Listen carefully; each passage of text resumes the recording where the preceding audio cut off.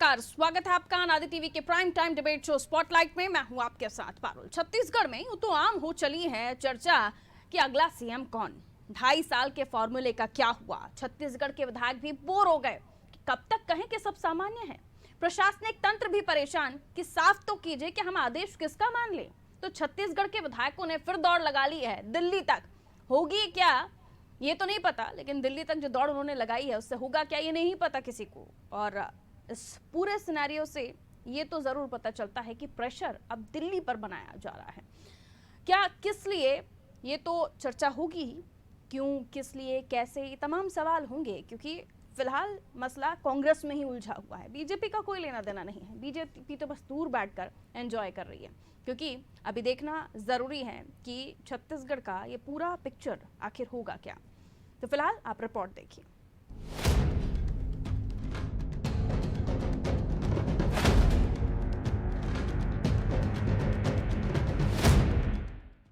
छत्तीसगढ़ की सियासत में इन दिनों हाई वोल्टेज पॉलिटिकल ड्रामा चल रहा है। रोज चर्चा आम हो गई कि कभी टीएस दिल्ली में है तो कभी भूपेश या फिर समर्थक विधायक।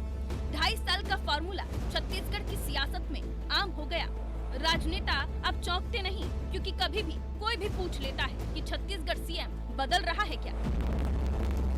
ये तस्वीर छत्तीसगढ़ के उन विधायकों की है जो इन दिनों दिल्ली में है और भूपेश के समर्थन में दिल्ली दरबार में 46 विधायकों का खत लेकर अर्जी लगाने पहुंचे हैं। लाख पर्दा डाले आला कमान पीएल पुनिया की छत्तीसगढ़ में सब कुछ बढ़िया, लेकिन हाले छत्तीसगढ़ ऐसा है कि कब पंजाब हो जाए कहा नहीं जा सकता। तो जनाब, छत्तीसगढ़ में टीएस की टीस और भूपेश का बस नहीं चल रहा, वरना सुर्खियां तो छत्तीसगढ़ के पन्ने की आज बदल जाएं। पर चिंता ये है कि आलाकमान तक आए दिन पहुंचने वाले छत्तीसगढ़ के नेता अब आलाकमान के साथ प्रेशर पॉलिटिक्स का गेम खेल रहे हैं।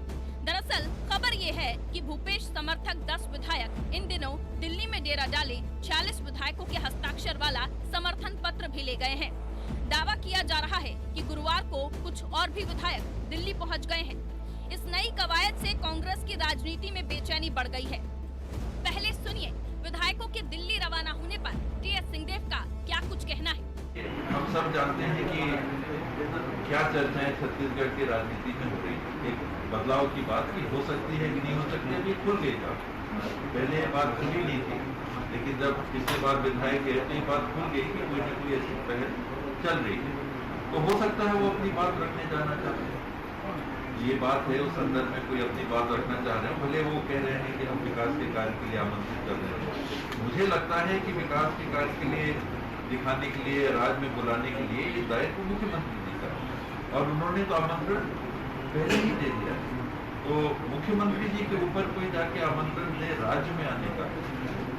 हालांकि कांग्रेस के विधायक इस पर हर बार की तरह इस बार भी सफाई दे रही है और बीजेपी इस पर चुटकी लेती हुई नजर आ रही है। संविदा मुख्यमंत्री इसलिए बोला जा रहा है, भूपेश जी संविदा में इसलिए हैं क्योंकि एक बेटी की शादी की तैयारी में लगा हुआ है, शपथ ग्रहण की तैयारी में लगा हुआ है, दूसरा कोई खबर नहीं आ रहा है। तो इस प्रकार अनिश्चितता की स्थिति में छत्तीसगढ़ आज पूरी तरीके से फंसा हुआ है। ऐसे में इस बार ये तस्वीर प्रेशर पॉलिटिक्स के तौर पर देखी जा रही है। कहा जा रहा है कि विधायकों को इकट्ठा कर क्या आलाकमान पर प्रेशर बनाने की कोशिश की जा रही है।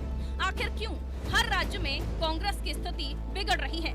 संगठन की कमजोरी है कि पता ही नहीं चलता कि कौन विधायक कब और कहां किसके पक्ष में या किसके खिलाफ काम कर रहा है। सवाल तो उठ रहे हैं और सवाल उठना लाजमी है कि आखिर 2.5 साल बाद ये ज्वालामुखी फूटा है तो कोई तो वादा था जो टूटा है।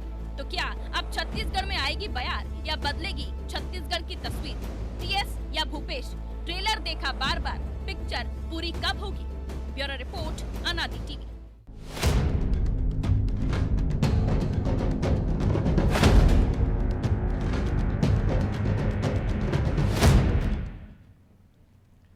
तो खुद टीएस सिंहदेव साहब समझ रहे हैं कि हो क्या रहा है। खैर, चर्चा को हम आगे बढ़ाएं उससे पहले आप स्पॉटलाइट में जो कौन से पॉइंट्स हैं हम हाईलाइट करेंगे आपके सामने रख देती हूं। क्या विधायक बना रहे हैं आलाकमान पर प्रेशर। इस बार दिल्ली में प्रेशर बनाने की कोशिश है क्या।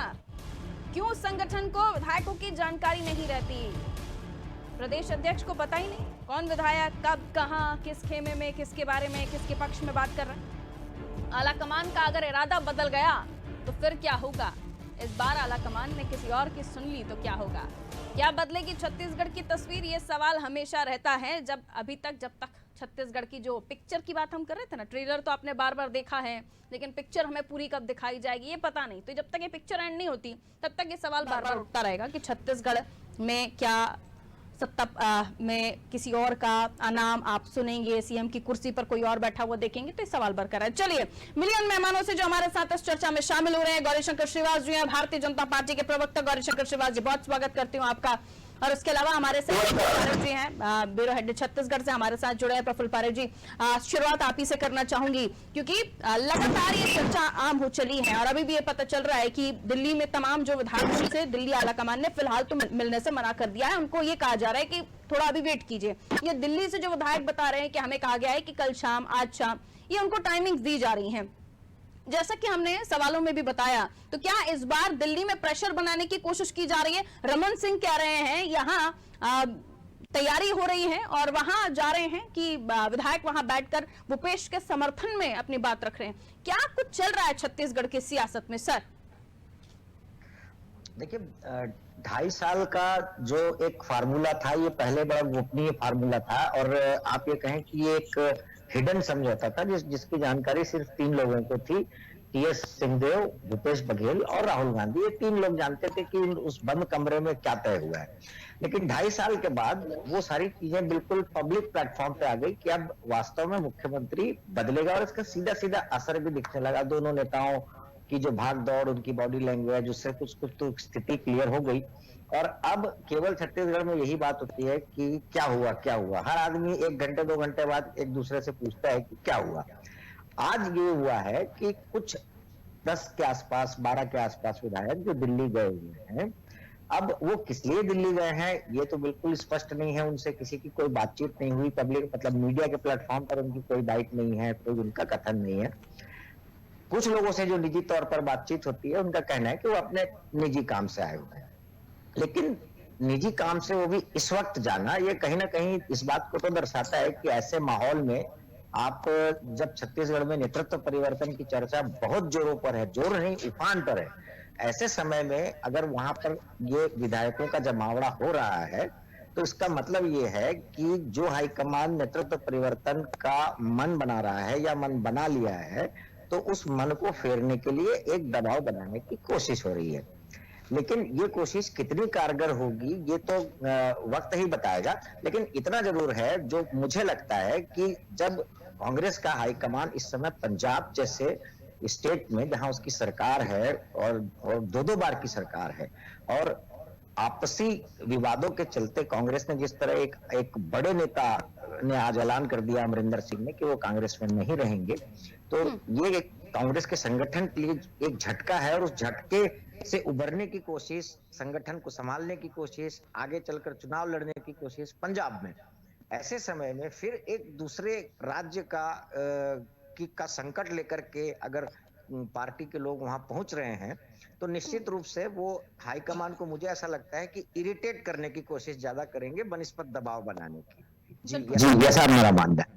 प्रफुल्ल सर, लेकिन टीएस सिंहदेव साहब को हम देख रहे थे, बिल्कुल रिलैक्सिंग उनकी बॉडी पोजीशन लग रही थी, बॉडी लैंग्वेज लग रही थी, और इतना ज़्यादा उनको कोई स्ट्रेस दिखाई नहीं दे रहा था। उल्टा वो ये कह रहे थे कि वो वहाँ गए हैं, वो भी, और उनके बयान भी हमने सुने। तो क्या इस बार टीएस सिंहदेव साहब का प्रेशर नहीं है? वो इस टाइम कोई बात नहीं करना चाहते, इस टाइम भूपेश बघेल साहब के समर्थक गए हैं, ऐसा तो नहीं उन्हें इस बार आंसर दे दिया गया हो, और उसी डर से कि हम पंजाब में देख चुके हैं कि वहां पर परिवर्तन कर दिया गया, ऐसा ना हो कि यहाँ पर भी कोई परिवर्तन हो जाए, इसलिए समर्थक वहां डेरा डाले बैठे? जी, वही मैं कह रहा हूँ ना कि ये कोशिश तो बहुत समय से चल रही है। मतलब 2.5 साल के बाद, जैसे ही 2.5 वर्ष का कार्यकाल पूरा हुआ, उसके बाद ही टीएस सिंहदेव सक्रिय हुए। जब उनसे पूछा जाता था तो वो सिर्फ बहुत एक लाइन में जवाब देते थे कि भाई मुझे एक कमिटमेंट किया था हाईकमान ने, और मैं उस कमिटमेंट को हाईकमान को याद दिलाता हूँ कि आप उस कमिटमेंट को पूरा कीजिए। और वो इसी बात पर दबाव बनाते रहे। अब लेकिन अब वो कमिटमेंट हाईकमान ने कितना पूरा किया, कितना नहीं किया, ये तो तब तक कुछ भी नहीं कह सकते ना, जब तक एक औपचारिक नहीं, रूप से लेकिन भूपेश बघेल ऐलान ना साहब हो के जाए। अलावा टीएस सिंहदेव साहब की जो बॉडी लैंग्वेज आप देख रहे हैं, रिलैक्सिंग बहुत दिखाई दे रहा है, तो क्या पॉजिटिव आंसर्स मिले उनको, पॉजिटिव नेचर में वो सारी चीजें आपको दिखाई दे रही हैं?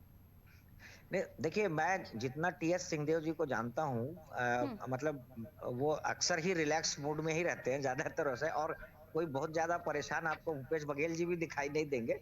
लेकिन हम्म। अब हम लोग सिर्फ देह भाषा का अध्ययन करने के अलावा और कुछ कर भी नहीं सकते ना, कि हम तो सिर्फ ये अनुमान लगा सकते हैं कि भाई सामने वाला बड़ा टेंशन में दिख रहा है तो जरूर इसको हाईकमान से डांट पड़ी होगी, सामने वाला बड़ा रिलैक्स लग रहा है इस तो मामले उसको में जरूर कोई छत्तीसगढ़ से आश्वासन मीडिया मिला बड़ा होगा। निराश है कि कोई रिएक्शन ही नहीं देते। हाँ, हाँ, तो ये बात सही है। मीडिया बड़ा टकटकी लगाए देख रहा है, वो बहुत एयरपोर्ट पर भी जाता है, एयरपोर्ट से लौटता है, नेताओं के पीछे घूमता है, लेकिन अभी तक कोई ऐसी सूचना, सिर्फ हम ये कह सकते हैं कि बस आप इंतजार करते रहिए, और अभी जब तक कोई ऐलान न कर दे तब हम्म। तक ये नेतृत्व परिवर्तन जो है वो सिर्फ हलचल हलचल, उफान तूफान, आप इसे जो नाम देना चाहें दीजिए, लेकिन जब तक आला कमान ये न कह दे कि हमने नेतृत्व परिवर्तन कर दिया, जिस तरह पंजाब में हुआ, एकाएक हुआ, बिल्कुल 2 दिन 3 दिन के अंदर में हुआ, तो वो अच्छा, यहाँ पर भी वैसा यानी कुछ यहाँ पर धमाका ही दिखाई होगा, दे। हाँ, विस्फोट ही होगा, इस बात को आप जी। इतने हल्के में मत लीजिए कि आराम से आपको नाम पता चल जाएगा, आएगा तो बिल्कुल विस्फोटक तरीके से। चलिए, प्रीति उपाध्याय जी राजनीतिक विश्लेषक के तौर पर हमारे साथ जुड़ी हुई हैं। प्रीति जी, बहुत स्वागत करती हूँ आपका नादी टीवी पर। मैं श्रीवास जी के पास जाऊं, लेकिन प्रीति जी से और भी मैं समझना चाहूंगी कि टीएस सिंहदेव साहब और कांग्रेस के बारे में तो हम चर्चा कर ही रहे हैं, लेकिन बीजेपी बड़ी एक्साइटेड नजर आ रही है इस मामले में। हालांकि हासिल होने बहुत कुछ नहीं होने वाला है, लेकिन कैसे आप देखती हैं कांग्रेस और बीजेपी के इस वक्त की पोजीशन को, जो ग्लैड है एकदम?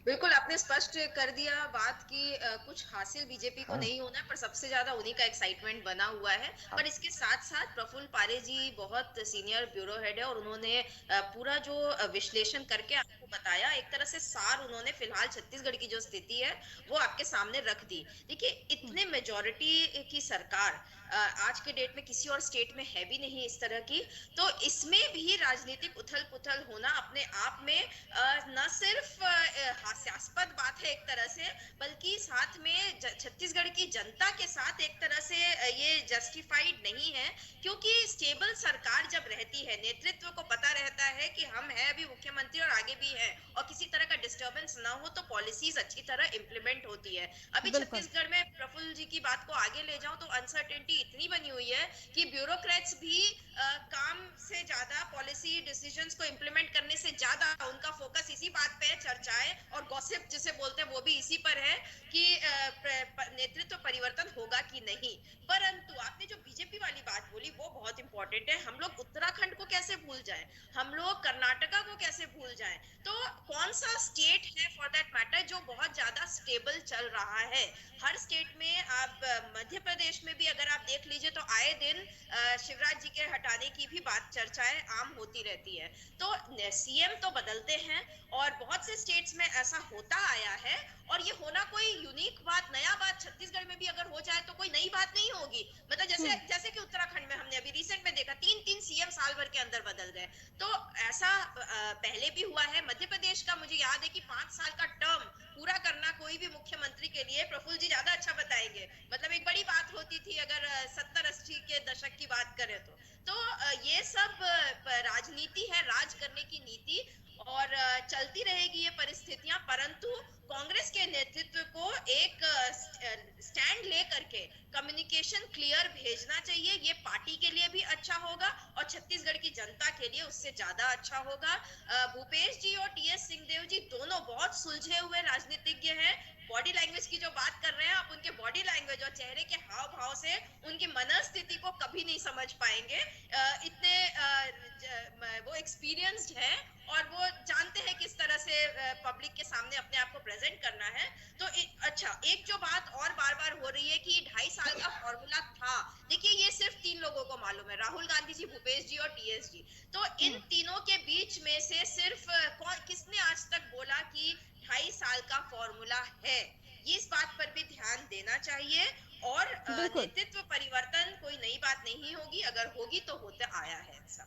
ठीक है, लेकिन ऐसा ना हो ना कि बाद में जैसे कैप्टन साहब अब अमित शाह साहब से मुलाकात कर रहे हैं तो वो फिर परिस्थिति बिगड़ जाएगी। बदलना ठीक है, देखिए लेकिन अमित शाह जी तो वैसे भी हाईजैक करते हैं, उनका तो छोड़ ही दीजिए, वो तो सरकार बनाते ही केवल हाईजैक करके, जिसको चाणक्य नीति बोला जाता है, वो दरअसल सिर्फ गुंडागर्दी कही जा सकती है। पैसे के दम पे पैसे फेंक कर गुंडागर्दी की गई है। मैंडेट को जो लोगों ने वोट ये देकर चर्चा के थोड़ी सी मैंडेट दिया, उसे दूसरे चुराया टॉपिक है पर हो उन्होंने, जाएगी, हमेशा पैसे के दम लेकिन पर, तो चोरी डकैती क्योंकि जो टीएस बोलिए, सिंहदेव वो साहब सब के कुछ साथ किया ऐसा तो उन्होंने। इम्पॉसिबल तो मिशन देखिए होगा अमित शाह प्रफुल्ल जी, पारे साहब, कैप्टन मैं आगे अमरिंदर भी इस सिंह, चर्चा को ले सदर जाऊंगी। जी जी ठीक है, मैं आगे भी आपके पास आती हूँ। श्रीवास जी को शामिल कर लेते हैं, लेकिन प्रफुल्ल सर, हमारी बड़ी शिकायत है मीडिया हाउसेस की कि इस टॉपिक पर कांग्रेस वाले बिल्कुल बात करने से इनकार कर देते हैं। अरे जो भी है क्लियरिटी स्क्रीन पर आकर आपको करनी चाहिए, चर्चा में करनी चाहिए, ताकि हमें पता तो चले कि आखिर आप लोग किस टॉपिक पर दिल्ली पहुंचे हैं, बात कर रहे हैं, वो कौन सा विकास है जो दिल्ली में जाके विधायक कर पाएंगे। खैर, श्रीवास जी हमारे साथ जुड़े हुए हैं भारतीय जनता पार्टी से। श्रीवास जी, हम सुन रहे हैं रमन जी को, कह रहे हैं संविदा मुख्यमंत्री हैं, अनिश्चितता की स्थिति हो गई है। अभी हमारे साथ जो प्रीति जी जुड़ी हुई, उनका भी कहना है कि ब्यूरोक्रेसी में भी थोड़ा सा असमंजस की स्थिति है कि आखिर हो क्या रहा है, गॉसिप्स चल रही हैं। ये तो ठीक है, लेकिन ये भी कहा जा रहा है कि आप लोग तो खुद इंतजार कर रहे हैं कि कुछ तो कीजिए साहब, हमारे पास तो कोई मटेरियल ही नहीं बचा। देखिए, भारतीय जनता पार्टी की दिलचस्पी इस बात पे नहीं है कि मुख्यमंत्री कुर्सी में कौन बैठेगा। हमारी बेचैनी उस बात को है कि जनता के जो जनादेशों का किस तरीके से अपमान हो रहा है, किस तरीके से उसका उपहास उड़ाया जा रहा है। जिन विधायकों को जनता ने चुनकर भेजा है, वो दिल्ली में क्या विकास दिखाने जा रहे हैं। 5 स्टार होटल में जाके वहां पर पूरी तरह से ऐशो आराम करना, क्या ये लोकतंत्र का है? जनता ने इसलिए चुना था इनको।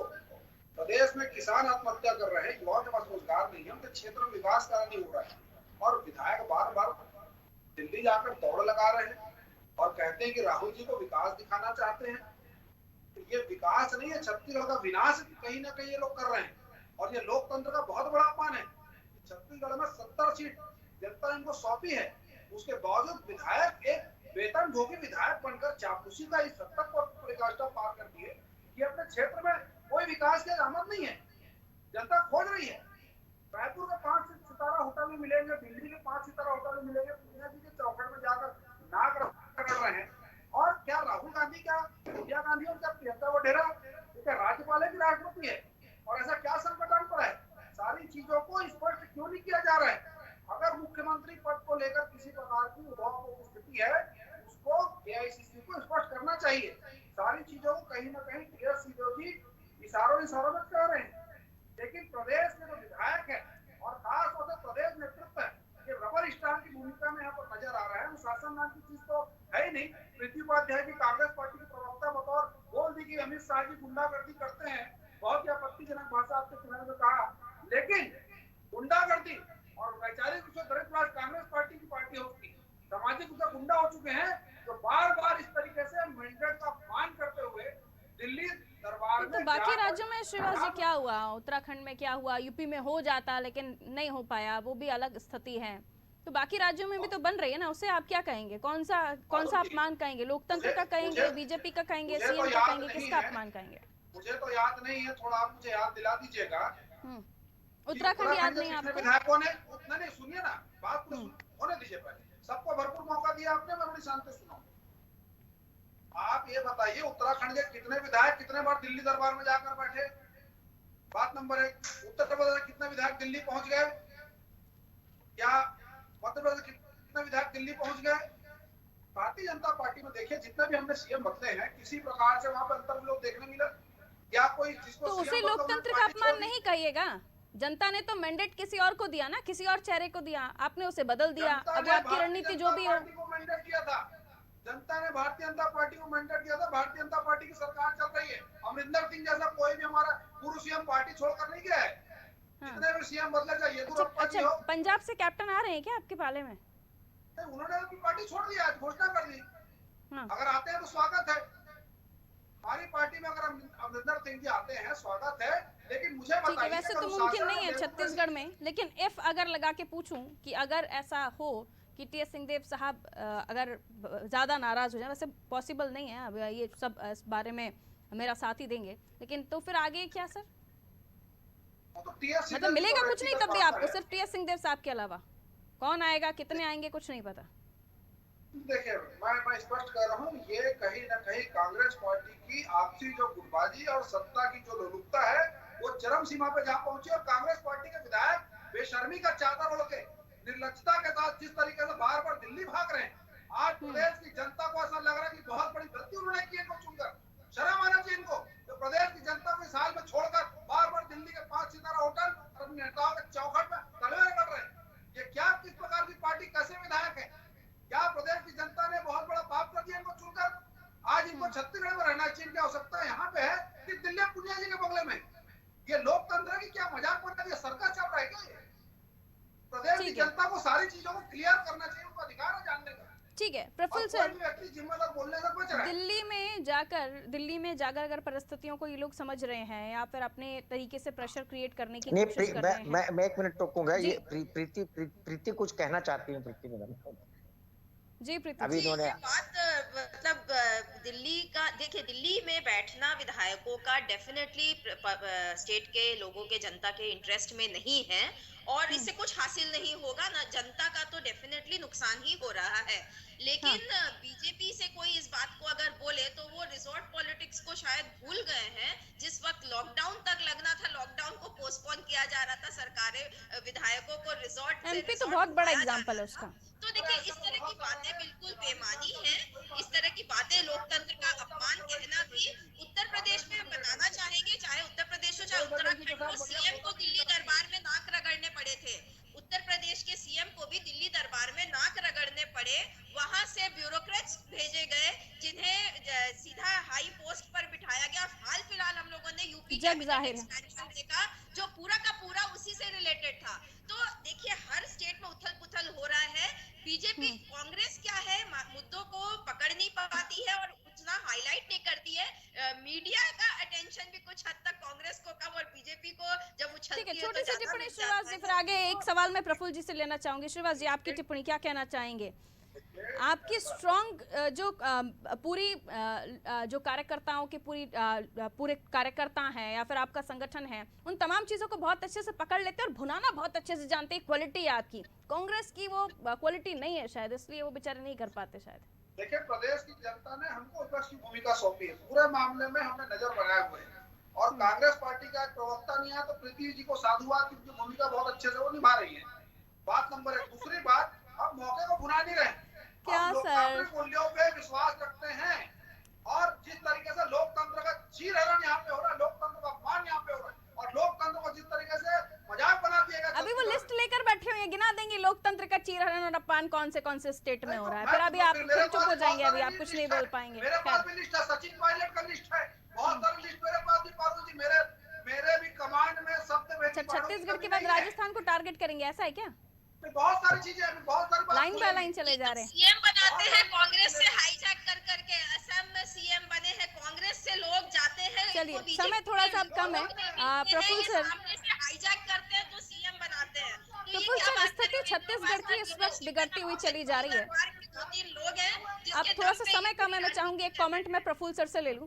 प्रफुल्ल सर, छत्तीसगढ़ की स्थिति इस वक्त बिगड़ती जा रही है, ये सच है कि वहाँ र्यूमर्स हैं, खबरें हैं, लोग गॉसिप्स कर रहे हैं कि क्या होने वाला है क्या नहीं होने वाला है। BTS सिंहदेव आते हैं, खुशी खुशी होती है, मास्क के अंदर लोग झांकने की कोशिश करते हैं कि उनके चेहरे का रिएक्शन तो पढ़ने के अच्छा महसूस कर रहे हैं, क्या कर रहे हैं। बहुत सारी चीजें इस वक्त घमासान मचा हुआ है, जो समर्थक हैं वो भी या जो भूपेश समर्थक है वो भी। लेकिन आलाकमान को क्या बहुत जल्दी इस चीज को क्लियर नहीं करना चाहिए? भूपेश है तो भूपेश ही रहे, TS है तो TS आ जाए, ताकि विकास का जो अवरोध हो रहा है उसमें कोई अवरोध ना आए, या फिर जो परिस्थिति बीजेपी जिन सवालों को लेकर चल रही है वो सवाल ही ना उठ पाए।